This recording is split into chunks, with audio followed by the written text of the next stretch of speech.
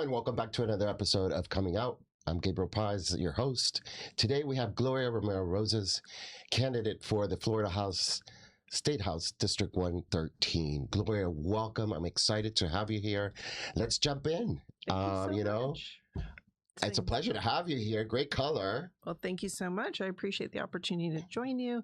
It's been great to reconnect. Yes. It's been years. Yes.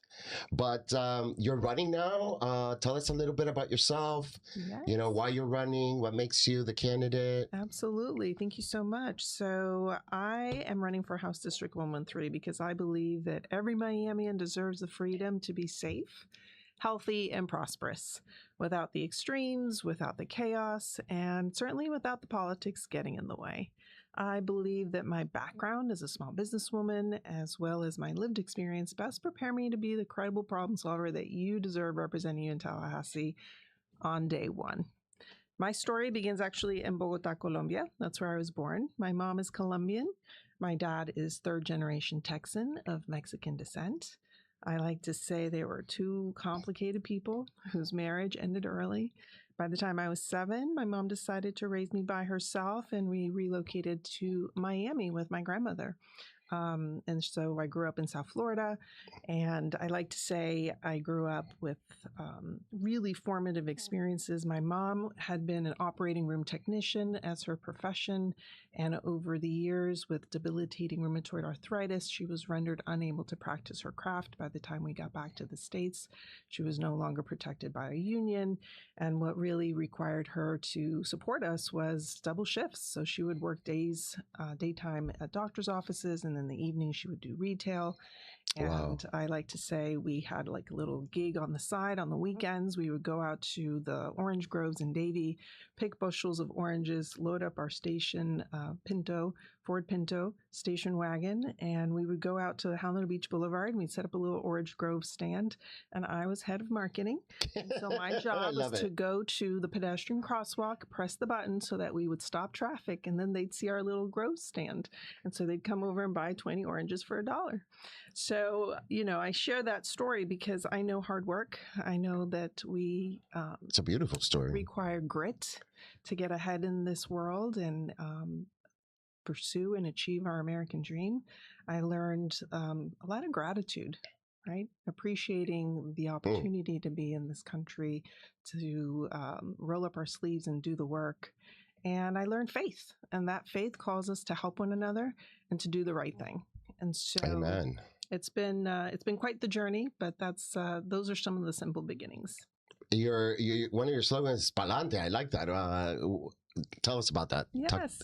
So it was fascinating. Earlier last year, actually in the summer of last year, I launched a social enterprise with a colleague of mine, Ron Bilbao, because we were really concerned about the degree of polarization we were hearing coming through our neighborhoods. And so we thought, you know, we need to build an engine of trust at a neighborhood level. And so we started canvassing neighborhoods throughout Miami, Coral Gate, Little Havana, Shenandoah, Silver Bluff. And myself and a team of 5 canvassers walked 4,500 doors. We talked to 1,000 voters, and we did a field survey. And we asked 4 simple questions. Number 1, what do you care about most? Number 2, what solutions do you want to see in those issues? Number 3, where do you get information? And number 4, what do you do when that information seems questionable? And I got to tell you, Gabriel, in those 1,000 conversations that we had, I just heard a certain degree of frustration at people not seeing leadership that they could trust. But at the same time, I saw the spark of aspiration. In Spanish, we call it la ilusión. Todavía tenemos la ilusión that we have the ability to rise above and find solutions, even in the most challenging of circumstances. And inevitably, whenever I got into these very deep conversations sometimes with voters, I'm sure, you would see kind of like this haze go over their eyes, and you could tell that they were thinking deeply. And then I would turn to them and say, bueno, usted sabe lo que decimos, pa'lante. And all of a sudden the eyes would light up, and they're like, see, Pa'lante. And it just really, I think, resonated the resilience of our communities. Didn't matter if I was, again, in Little Havana or I'm on Key Biscayne. That resonates with people that we want to move Miami forward. And Pa'lante is a great slogan to capture that. Well, and with that slogan, I see you crossing over party line and trying to convince, members of the other side to vote away. So I see you not only hitting the ground running immediately, I see you coming back to what there was, that bipartisanship. Am I wrong when I see that about you? Everywhere I go, I say I'm not running as a partisan. I'm running as a problem solver. I may be in the race for the Democratic nomination. Right. And at the same time, I can see, frankly, that through these conversations at doors that have continued since I entered this race on December 1st, that really Miamians just want leadership that they can trust. They want to know that the people in office are actually rolling up their sleeves to get to solutions that are going to make a meaningful difference in their lives around affordability, whether that's housing, insurance, energy. Everywhere I go, I encounter families that are feeling the squeeze of being between raising young children or helping their young adults get launched, and also caring for aging parents or grandparents who don't have the means to do so by themselves. And so we have some real structural issues, Gabriel, that are not going to be solved by Band-Aids. They're not going to be solved by 2-day special sessions, making really consequential decisions without proper data, I think, informed scenarios. They're going to be solved by people willing to get into the weeds and that frankly have a credible track record of bridging across differences to solve problems. And I think that's what my 40-year career in business and in community leadership opportunities demonstrates. It does, because, I researched you and there was so much about you that I thought, you know what? She is ready to hit the ground running. Now, you hit the ground running. What would be your first couple of issues that you were other than affordability? That's number one. That's number one on every spectrum we see. So obviously that would be a number one. But what would be your number two? Look, affordability is a function of many things. And the first cornerstone is housing, because everywhere I go, people are struggling with how to afford to live in Miami. And if you just pencil things out, if the housing piece isn't in place, it's really hard to do anything else. So it's going to take a while to be able to ramp up production to the point where we can get the economy really to work. Demand and supply has to function to get the pricing mix correct. And so my intention is going to be to focus like a laser beam on increasing the number of tools in the toolbox for builders, developers that want to integrate affordable housing within their projects. And when I say affordable, I'm talking about something that a person that's making under $75,000 a year can afford and not spend more than 30% of their income towards rent or a mortgage. Now, that's really hard right now because if you will, dynamics of demand and supply are out of whack. So we're going to have to really prime the pump. And I believe the state has a really important opportunity to provide a new layer of financing for that type of project, or what I should say, that tier of housing that right now is not there. It's practically non-existent, right? It's non-existent. And the reality is I've talked to builders, developers, and they say, Gloria, I'd be happy to layer in more units at that price point, but I can't get financing because traditional underwriting just kind of doesn't pencil out. So I will give credit where credit is due. I believe our legislature has done a phenomenal job. We have an incredibly strong balance sheet at the state level. And so let's put that balance sheet to work and let's create a layer of financing that builders, developers currently don't have access to layer in, again, this tier of housing for people making under $75,000 a year. Workforce housing brings us to Live Local. How do you feel about Live Local? Look, I think Live Local had really good intentions, and I think it has been a powerful catalyst for conversations that needed to be had. For a long time, this community has struggled with the not in my backyard issues of building housing that was deemed workforce or affordable and the impact on neighborhoods. I started my career after I finished my MBA at University of Miami, building affordable housing in South Dade. I was also part of a community development corporation, which is a not-for-profit housing developer that did Section 404 housing for the elderly and homestead. And so I know firsthand how hard it is sometimes to build affordable housing because of the perception of what that does to property values, of the perception of the type of people that live in affordable housing. And so the not in my backyard, or as sometimes people call it NIMBYism, is real. And so what Live Local has done is it's leveled the playing field, and it's prevented, if you will, or neutralized for the NIMBYism to impact projects that would not have otherwise gotten approved or would have gotten stalled for years, literally. And so that's a positive. On the flip side, what it has also done is it's preempted local control over zoning, over heights, over density. And so there's a real tension there between how neighborhoods, frankly, have a character, and they have voted in some cases, if they're within the village of Pinecrest or they're within the city of Miami, or as in my district, the village of Key Biscayne, they've elected local officials, and they feel really, really conflicted about having the state mandate and say, you local city council or city commission are not going to have a say over X, Y, or Z on this project anymore because we in Tallahassee have decided that this is what's going to go for the entire state. There's a real tension there. And so I believe for going forward, preemption is going to need to be more about collaboration, because when the state, frankly, oversteps the bounds, we run what I believe the risk of unintended consequences. I grew up at a time when Tallahassee was guided by one central premise by both parties, and that was that government works best when it's closest to the people.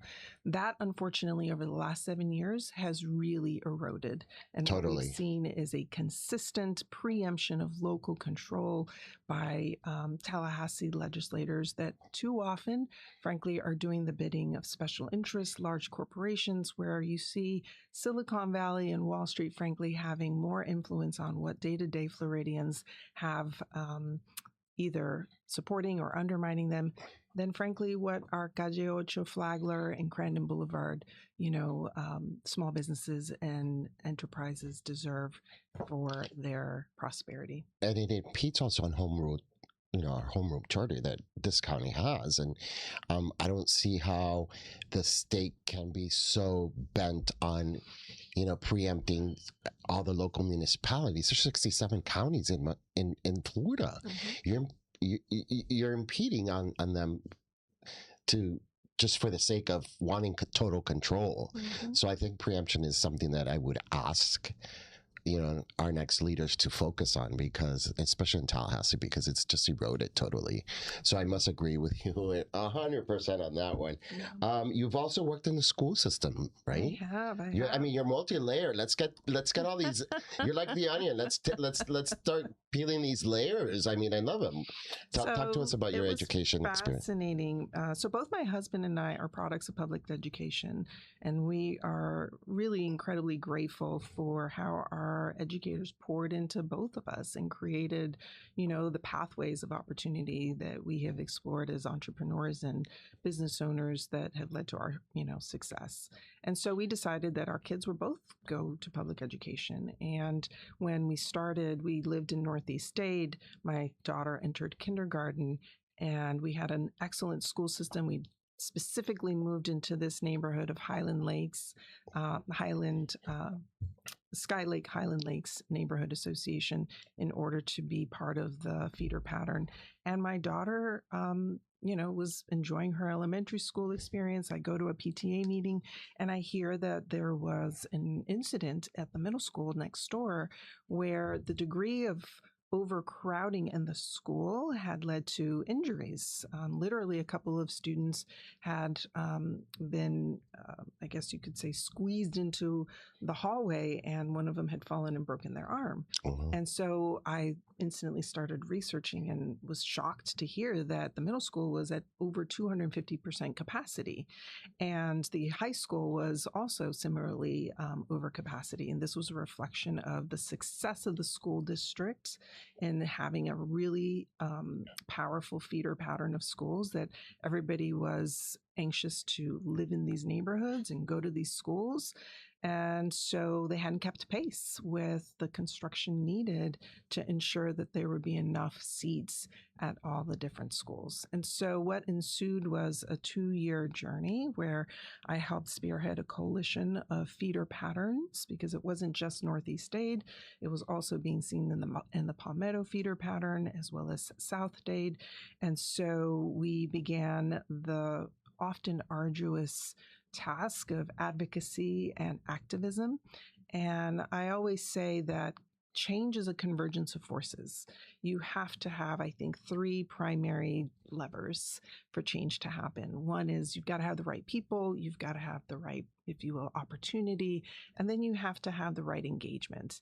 And in this scenario, I can say that we were able to coalesce a really wide, if you will, broad-based coalition of parents from different backgrounds with different, if you will, histories. And we were able to also use the opportunity of then Dr. Rudy Crew coming in as superintendent of Miami-Dade County Public Schools to make an issue and, frankly, be a bit confrontational. I remember going to a school board meeting with a hard hat in hand, and Dr. Michael Kropp was then chair of the board, and he gave me the floor to basically present this hard hat to Dr. Crew and lay the premise of we were willing to collaborate with the school district so long as they were willing to really lean into what was needed from a construction and an investment standpoint in the school district in order to, if you will, dilute the school overcrowding scenario across the district. And I got to tell you, within 2 years of advocacy, we were able to address that to, frankly, almost to zero.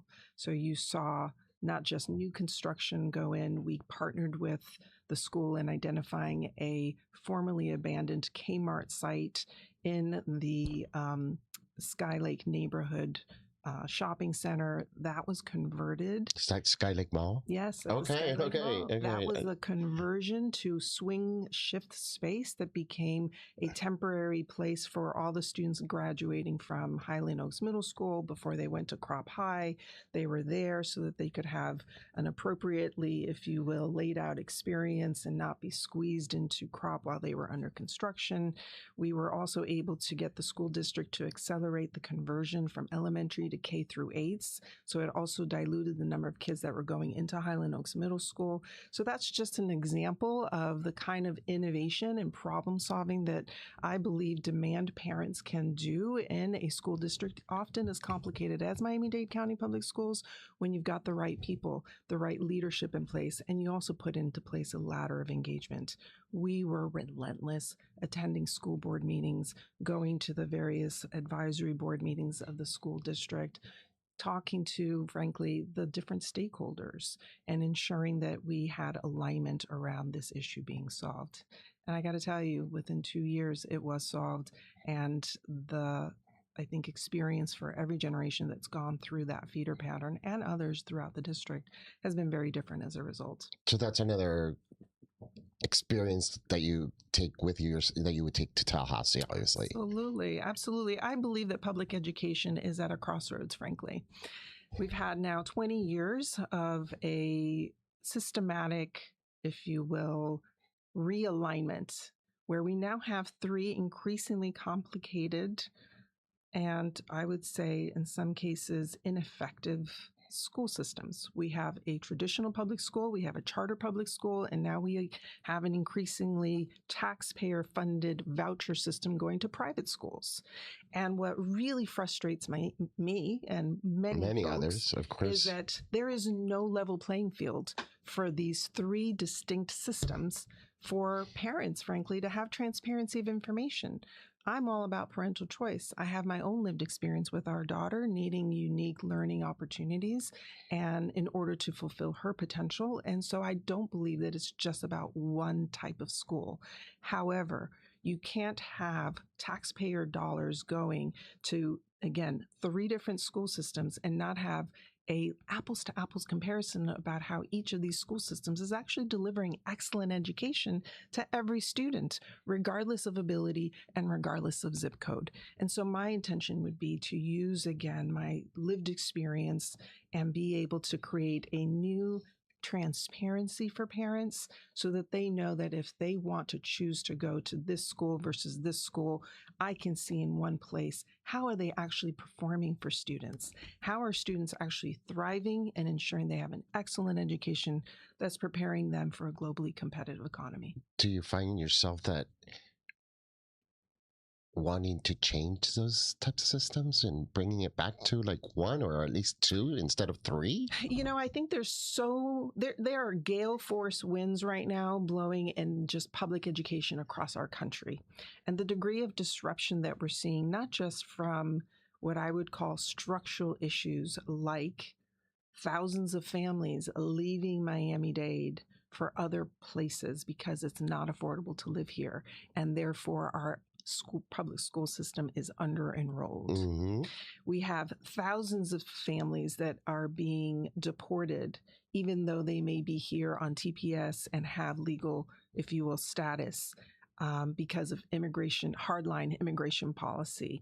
Hardline, I like that, yes. What's unfortunately the result of that? Again, thousands of students are leaving and we are under enrolled in our public schools, coupled with the very consistent, if you will, process over the last 20 years to create a charter school system to compete with the traditional public school system. And so I think we have a prime opportunity with this crossroads that our school system is in to re-envision what a true student-centered and innovative system could look like. I want to see, frankly, first, data transparency, because it rubs me the wrong way that for the millions of dollars that we're spending across these three increasingly complicated systems we are funding, when you compare Florida's students to students in other states, post-pandemic, we have not recovered to the same degree on learning gains as other states. And so why is that? Why is that? And without data transparency, not only I don't believe legislators are able to make good, sound decisions about structural change, but I think parents aren't able to, frankly, have the freedom of choice if they don't really know which school is performing to the best standard for their student. Wow, you said it so well. I can't say much about anything else about that. You're also, when I first met you, you were involved with Ruthless, very engaged in, getting women elected. How did that prepare you for today and wanting to run for this position? Yeah. I often say that running for office is not for every person at every chapter. It's for some people at some chapter. And so back in 2010, I had a vision of making a transition for our daughter.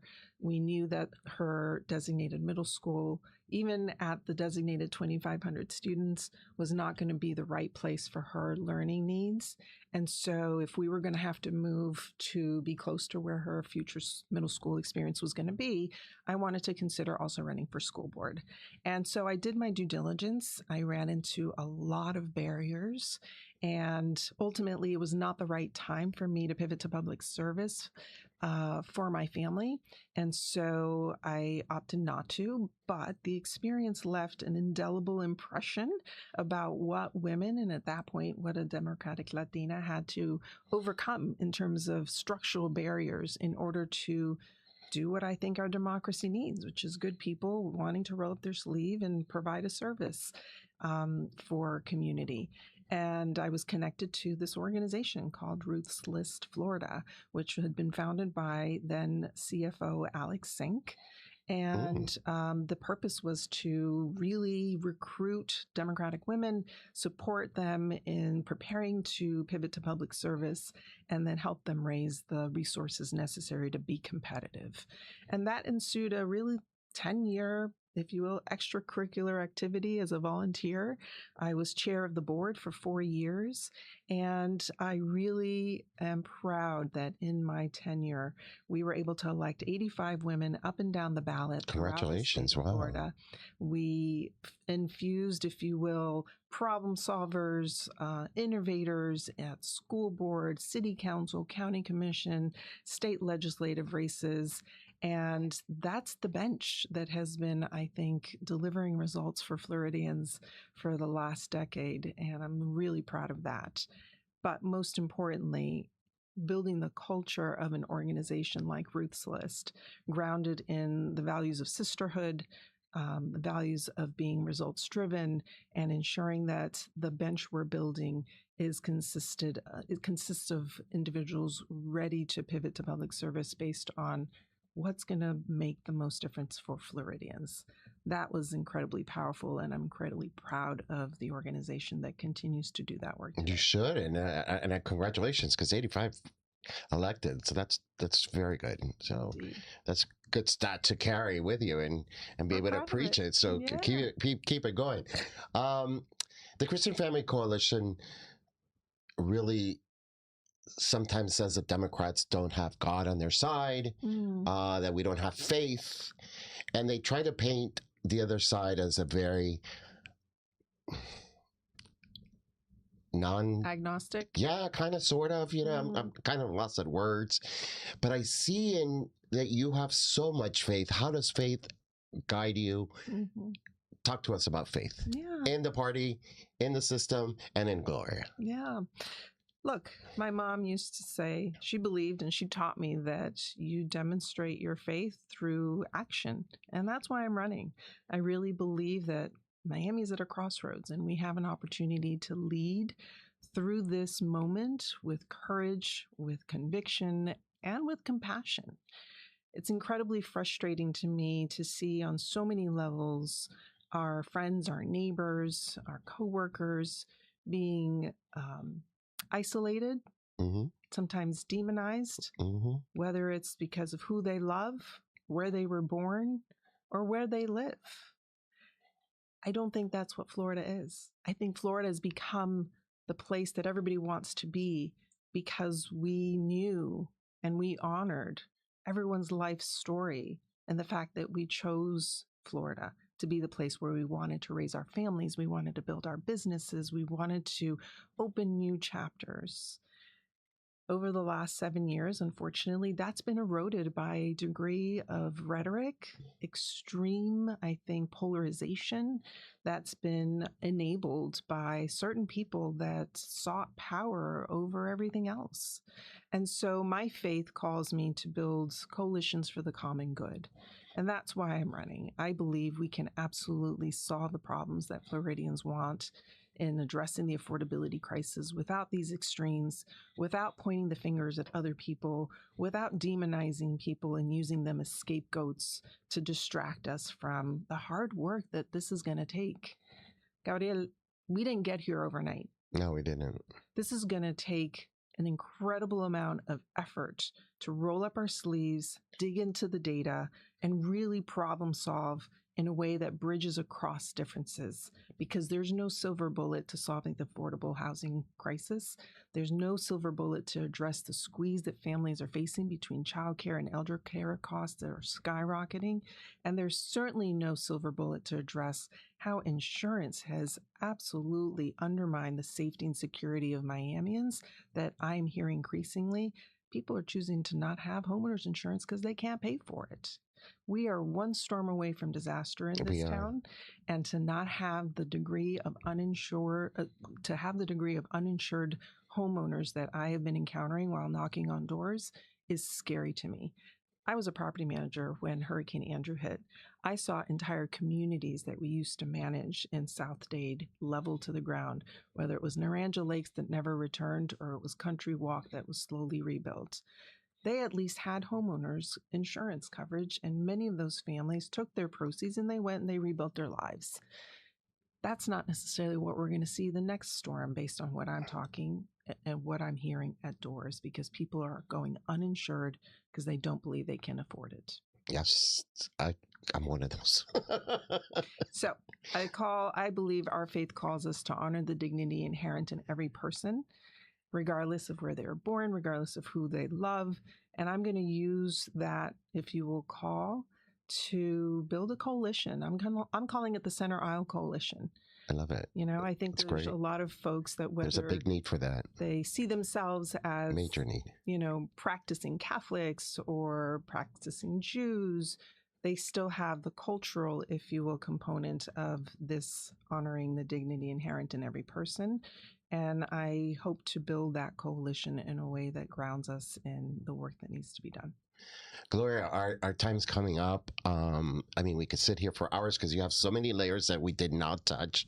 Hopefully, once the candidates or the primaries are over, you can come back and we'll discuss other layers of Gloria. I see you ready today. I don't see you ready tomorrow. I see you already ready. So I wish you the best of luck. Thank you. Truly from my heart and my soul. I just, if we had more like you, I think we would be in a much better place. Thank you.